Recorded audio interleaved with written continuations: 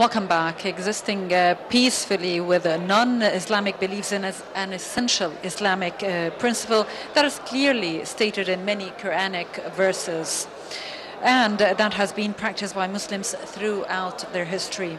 It is not something that Muslims impose on their religion or something that they have to resort to because of exceptional circumstances. It is required, is demanded by the nature of this religion, and is based on the fact that it is inconceivable for a religion of this nature and to order those who accept the wage war on the rest of the world with the purpose of compelling them to accept it or wipe them out. And to know more about this, we are joined by Mr. Muhammad Hamid and Mrs. Zainab Mu'min, and they are researcher in the Higher Council of Al-Azhar. Hello and welcome to our show. Hello, welcome. Dr. Mahmoud and Dr. Zainab, thank you very much for being with us today. Dr. Mahmoud, if we can start by speaking about the peaceful coexistence in Islam, in the Islamic Sharia and of course the Quran and Prophet Muhammad, peace be upon him. What are the evidences about living peacefully, not just in Egypt but in the world according to Islam? All praise is due to Allah, the Almighty. Peace and blessings of Allah be upon the last messenger, his family, companions, and whoever rightly followed his guidance till the day of judgment. Amen. Upon speaking about peaceful coexistence, not only in Muslim states or specific to the Islamic religion, we should mention, first of all, that all religions actually in their basis and nature are factors for unity, not for division or differences. They didn't come to oppose each other or fight each other. Religions are found on earth basically in order to unite people all over the world. The message of all religion, and it's the same. The message for all religions itself, it's the same message, which is proving the oneness of God the Almighty. We should also take into consideration that all religions stem from the same source. Allah the Almighty says in Surah Al-Hajj, Millat Abikum Ibrahim. It's the religion of your father Ibrahim. It's one religion with different names, if we shall say that. Also, all humankind descend from the same soul. Allah says in chapter of Al-Nisa, O mankind, fear your Lord who created you from one soul. This is the whole picture itself, but some people mutilated this true essence and true picture of religion by doing wrong practices. They monopolized religion for themselves. They gain control upon the concept of religion as if it is something made by man. We can say they changed the true essence of it. And instead of being a tool for a peaceful integration and coexistence, they changed it into a tool for promoting hatred and acts of violence. In order to guarantee the peaceful coexistence on earth, Islam regulates the relations between individuals as well as the relations between groups and on the state's level. Regarding this, since Al-Azhar is concerned with spreading this true image and promoting this true essence and the main core of such relations, here we have Al-Azhar Center for Translation, who is currently translating the book entitled International Relations in Islam. Me and my colleagues are working on it right now.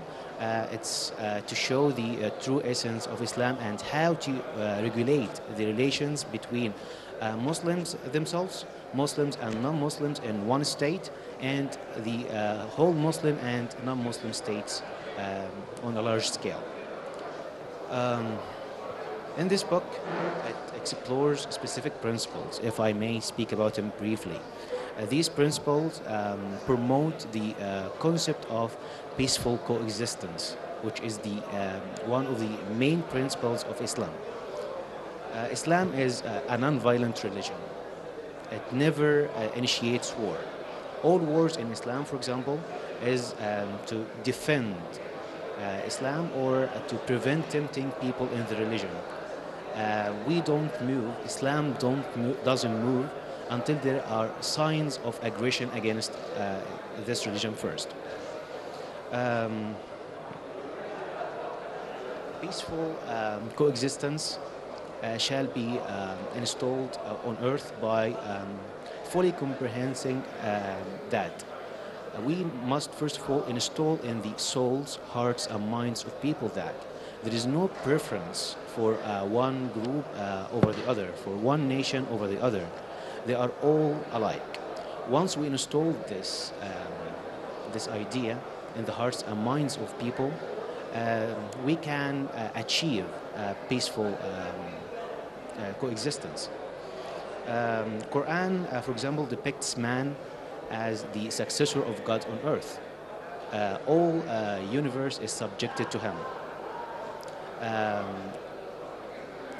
All subject is subjected to him.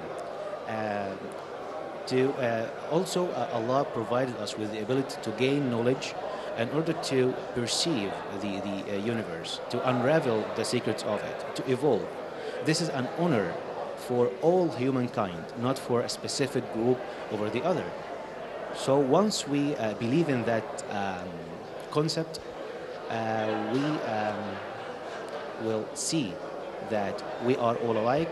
There is no superiority for one nation among other. This shall achieve a part of peaceful coexistence. Dr. Zainab, actually you are running out of time, so we need some examples from the life of Prophet Muhammad that proves that he lived his life with among his followers and other non-Muslims with coexistence. First of all praise to Allah. God. All praise to Allah subhanahu wa ta'ala and His Messenger Muhammad, peace be upon him, and his companions and his household and all of his who followed his steps to the day of judgment. I can introduce all the examples of the Prophet Muhammad, peace be upon him, that proves that he, peace be upon him, was an example for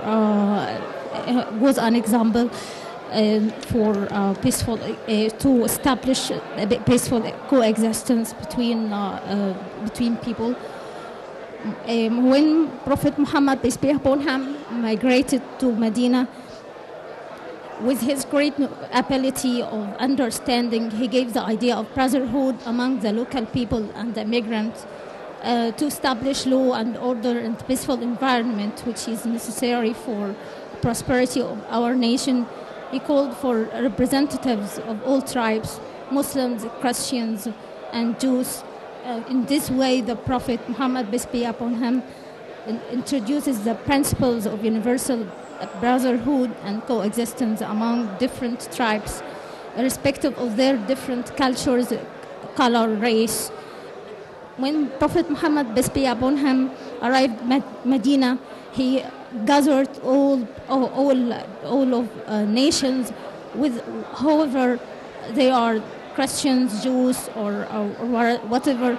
And when Muhammad sallallahu alaihi wasallam, when he found the rabbis and the Jews of the Medina fast in the 9th of Muharram, he, peace be upon him, fasted that day to spread solidarity and so on between the society. There are many examples that Prophet Muhammad set, especially when he went to Medina. Dr. Mahmoud, also you can give us some examples of some of the examples of the coexistence by Prophet Muhammad.